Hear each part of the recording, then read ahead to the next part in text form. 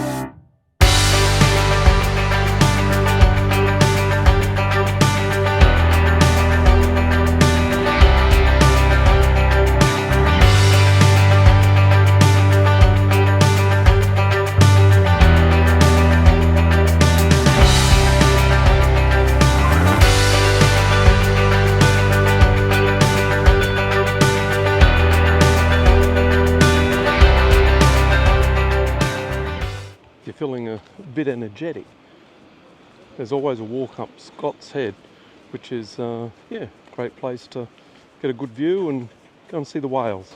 There's also a viewing deck up here.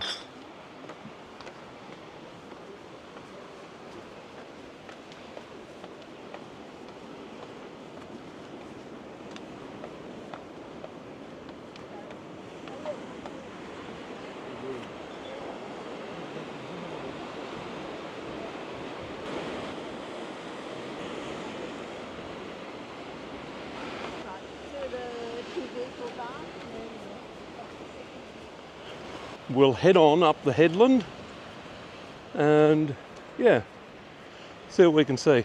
It is rather steep, but it's all bitumen. See, it's quite heavily timbered coming up the headland, and yeah, so I'm nearly at the top. We'll go and see if we can spot some whales. I did put the drone up earlier and was able to fly it out and actually get to see some whales, so that was pretty amazing.